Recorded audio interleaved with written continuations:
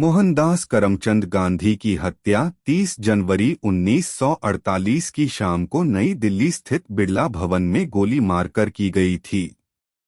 वे रोज शाम वहां प्रार्थना किया करते थे। 30 जनवरी 1948 की शाम जब वे संध्याकालीन प्रार्थना के लिए जा रहे थे, तभी नाथूराम गोडसे उनके पैर छूने का अभिनय करते हुए उनके सामने गए और उन पर बैरेटा पिस्तौल से 3 गोलियां दाग दीं। उस समय गांधी अनुचरों से घिरे हुए थे।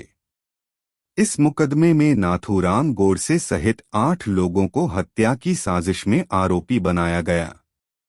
इन 8 लोगों में से 3 आरोपियों शंकर किस्तया, दिगंबर बड़गे, विनायक दामोदर सावरकर में से दिगंबर बड़गे के सरकारी गवाह बनने के कारण बरी कर दिया गया। शंकर किस्तया को उच्च न्यायालय में अपील करने पर माफ कर दिया गया। सावरकर के खिलाफ कोई सबूत नहीं मिलने से अदालत ने उन्हें मुक्त कर दिया। अंत में बचे 5 अभियुक्तों में से 3 गोपाल गोडसे, मदनलाल पाहवा और विष्णु रामकृष्ण करकरे को आजीवन कारावास हुआ तथा 2 नाथूराम गोडसे व नारायण आप्टे को फांसी दे दी गई। मृत्यु के दिन। हत्या से एक दिन पूर्व का दुर्लभ चित्र इसमें गांधीजी आभा और मनु के साथ जा रहे हैं। बिड़ला भवन में शाम 5 बजे प्रार्थना होती थी, लेकिन गांधी सरदार पटेल के साथ मीटिंग में व्यस्त थे।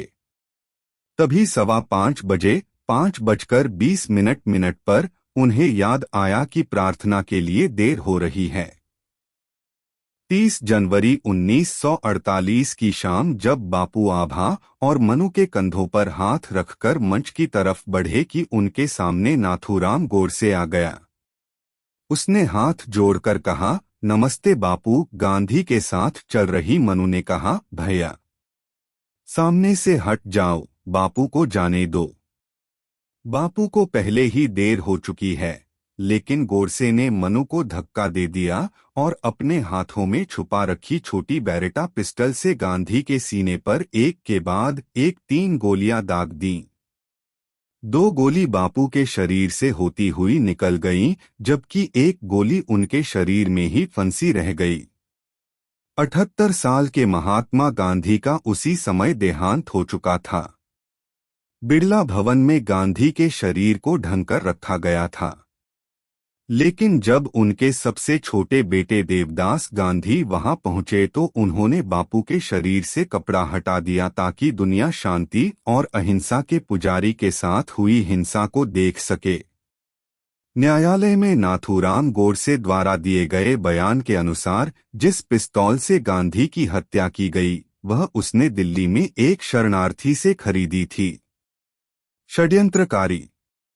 गांधी की हत्या करने के मामले में मुख्य अभियुक्त नाथूराम गोडसे सहित कुल 8 व्यक्तियों को आरोपी बनाकर मुकदमा चलाया गया।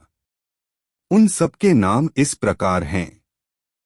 विनायक दामोदर सावरकर, सबूत नहीं मिलने की वजह से अदालत ने जुर्म से मुक्त किया। शंकर किस्तया, उच्च न्यायालय ने अपील करने पर छोड़ने का निर्णय दिया। दिगंबर बड़गे, सरकारी गवाह बनने के कारण बरी हुआ। गोपाल गोडसे, आजीवन कारावास हुआ। मदनलाल पाहवा, आजीवन कारावास हुआ। विष्णु रामकृष्ण करकरे, आजीवन कारावास हुआ। नारायण आप्टे, फांसी दे दी गई। नाथूराम विनायक गोडसे, फांसी दे दी गई। पिछले प्रयास। बिड़ला भवन में प्रार्थना सभा के दौरान गांधी पर 10 दिन पहले भी हमला हुआ था। मदनलाल पाहवा नाम के एक पंजाबी शरणार्थी ने गांधी को निशाना बनाकर बम फेंका था, लेकिन उस वक्त गांधी बाल बाल बच गए। बम सामने की दीवार पर फटा, जिससे दीवार टूट गई। गांधी ने दिल्ली में अपना पहला आमरण अनशन शुरू किया था, जिसमें सांप्रदायिक हिंसा को तत्काल समाप्त करने और पाकिस्तान को 55 करोड़ रुपए का भुगतान करने के लिए कहा गया था। गांधी को डर था कि पाकिस्तान में अस्थिरता और असुरक्षा से भारत के प्रति उनका गुस्सा और बढ़ जाएगा तथा सीमा पर हिंसा फैल जाएगी। गांधी की जिद को देखते हुए सरकार ने इस रकम का भुगतान कर दिया, लेकिन हिंदू संगठनों को लगा कि गांधी मुसलमानों को खुश करने के लिए चाल चल रहे हैं। बम ब्लास्ट की इस घटना को गांधी के इस फैसले से जोड़कर देखा गया। नाथूराम गोडसे इससे पहले भी बापू के हत्या की 3 बार मई 1934 और सितंबर 1944 में कोशिश कर चुका था, लेकिन असफल होने पर वह अपने दोस्त नारायण आप्टे के साथ वापस मुंबई चला गया। इन दोनों ने दत्तात्रेय परचुरे और गंगाधर दंडवते के साथ मिलकर बिरोट्टा नामक पिस्टल खरीदी। असलहे के साथ ये दोनों 29 जनवरी 1948 को वापस दिल्ली पहुंचे और दिल्ली स्टेशन के रिटायरिंग रूम नंबर 6 में ठहरे। सरदार पटेल से आखिरी मुलाकात। देश को आजाद हुए अभी महज 5 महीने ही बीते थे कि मीडिया में पंडित नेहरू और सरदार पटेल के बीच मतभेदों की खबर आने लगी थी। गांधी ऐसी खबरें सामने आने से बेहद दुखी थे और वे इसका जवाब देना चाहते थे। वह तो यहाँ तक चाहते थे कि वे स्वयं सरदार पटेल को इस्तीफा देने को कह दें ताकि पंडित नेहरू ही सरकार का पूरा कामकाज देखें। लेकिन ऐसा नहीं हो सका। उन्होंने 30 जनवरी 1948 को पटेल को बातचीत के लिए 4 बजे शाम को बुलाया और प्रार्थना खत्म होने के बाद इस मसले पर बातचीत करने को कहा। लेकिन नेती को यह मंजूर नहीं था। पटेल अपनी बेटी मणिबेन के साथ तय समय पर गांधी जी के पास पहुंच गए। सरदार पटेल के साथ मीटिंग के बाद प्रार्थना के लिए जाते समय गांधी जी नाथूराम गोडसे द्वारा उनकी हत्या कर दी गई। सुरक्षा। गांधी कहा करते थे कि उनकी जिंदगी ईश्वर के हाथ में है और यदि उन्हें मरना हुआ तो कोई बचा नहीं सकता। उन्होंने एक बार कहा था, जो आजादी के बजाय सुरक्षा चाहते हैं उन्हें जीने का कोई हक नहीं है।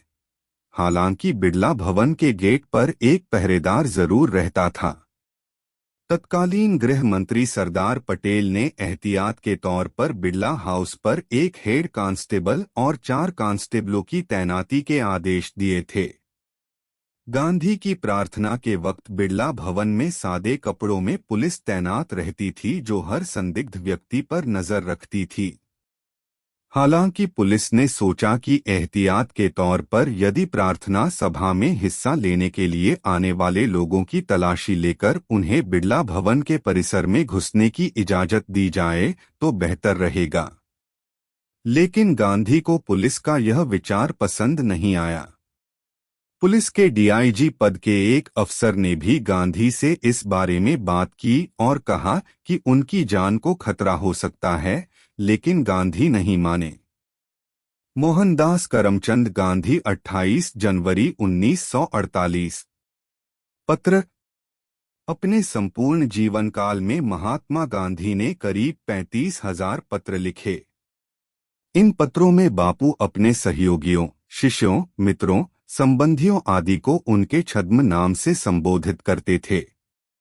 मसलन सरोजिनी नायडू को Bapu my dear peacemaker, singer and guardian of my soul, my dear fly आदि से संबोधित करते थे, जबकि राजकुमारी अमृत कौर को माई डियर रेबल कहते थे।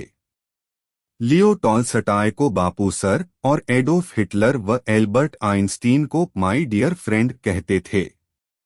Collected works of Mahatma Gandhi volume 54 के अनुसार महात्मा गांधी ने आइंस्टीन के पत्र का जवाब 18 अक्टूबर 1931 को दिया था। जवाब में उन्होंने लिखा, सुंदरम, गांधी के दोस्त के माध्यम से मुझे आपका सुंदर पत्र मिला।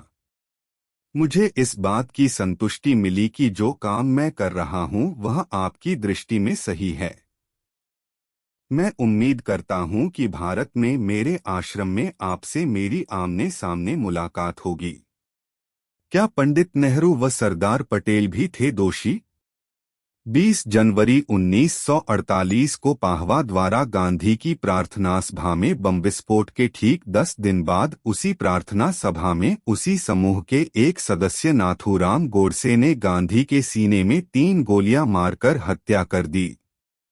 हत्यारिन राजनीति शीर्षक से लिखित एक कविता में यह सवाल साजिश का पहले फल शिकार सुभाष हुए, जिनको विमान दुर्घटना में था मरवाया, फिर मतविभेद के कारण गांधी का शरीर गोलियां दागकर किसने छलनी करवाया। बहुत पहले इंदिरा गांधी की मृत्यु के पश्चात सन 1984 में ही उठाया गया था, जो आज तक अनुत्तरित है। मुकदमे का फैसला।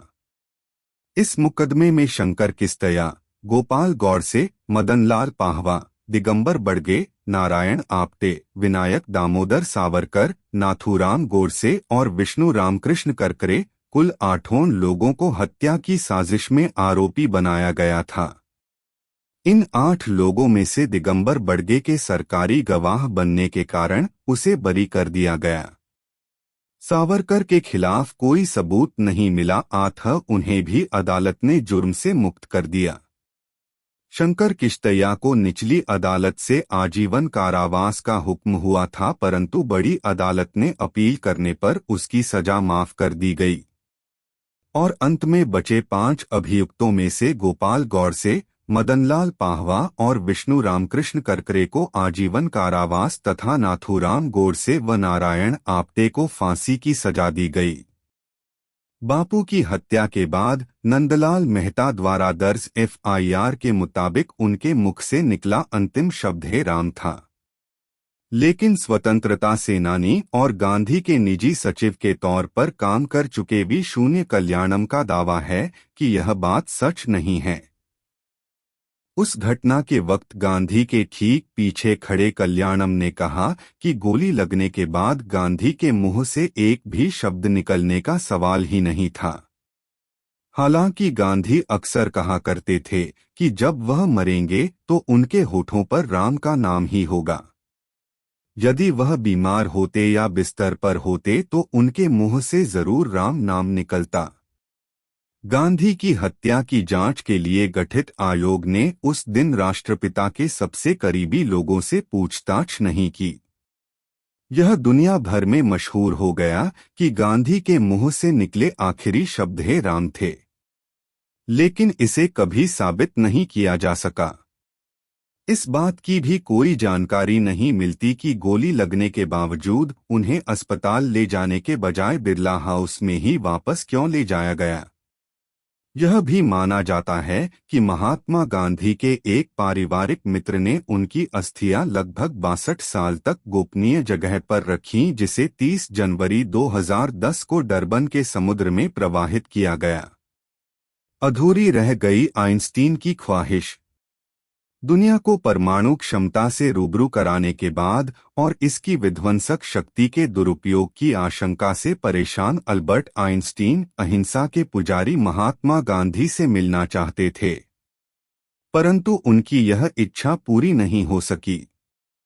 अल्बानो मुलर के संकलन के अनुसार 1931 में बापू को लिखे एक पत्र में आइंस्टीन ने उनसे मिलने की इच्छा जताई थी। आइंस्टीन ने पत्र में लिखा था, आपने अपने काम से यह साबित कर दिया है कि ऐसे लोगों के साथ भी अहिंसा के जरिए जीत हासिल की जा सकती है जो हिंसा के मार्ग को खारिज नहीं करते। मैं उम्मीद करता हूं कि आपका उदाहरण देश की सीमाओं में बंधा नहीं रहेगा बल्कि अंतर्राष्ट्रीय स्तर पर स्थापित होगा। मैं उम्मीद करता हूं कि एक दिन मैं आपसे मुलाकात कर पाऊंगा। आइंस्टीन ने बापू के बारे में लिखा है कि महात्मा गांधी की उपलब्धियां राजनीतिक इतिहास में अद्भुत हैं। उन्होंने देश को दास्तां से मुक्त कराने के लिए संघर्ष का ऐसा मार्ग चुना जो मानवीय और अनोखा है। यह एक ऐसा मार्ग है जो पूरी दुनिया के सभ्य समाज को मानवता के बारे में सोचने को मजबूर करता है। उन्होंने लिखा कि हमें इस बात पर प्रसन्न होना चाहिए कि तकदीर ने हमें अपने समय में एक ऐसा व्यक्ति तोहफे में दिया जो आने वाली पीढ़ियों के लिए पथ प्रदर्शक बनेगा। कांग्रेस कांग्रेस गांधी को अपना आदर्श बताते थे, जबकि उसी पार्टी के कुछ लोग गांधी के जीते जी उनका निरादर किया करते थे। बिहार के तत्कालीन गवर्नर मॉरिस हैलेट के एक नोट से यह बात साफ हो जाती है। अगर मुझे किसी पागल आदमी की गोली से भी मरना हो तो मुझे मुस्कुराते हुए मरना चाहिए। मेरे दिलो-जुबान पर सिर्फ भगवान का ही नाम होना चाहिए। अगर ऐसा कुछ होता है तो तुम लोगों को आंसू का एक कतरा भी नहीं बहाना। अंग्रेजी if I am to die by the bullet of a mad man I must do so smiling. God must be in my heart and on my lips. And if anything happens you are not to shed a single tear dot.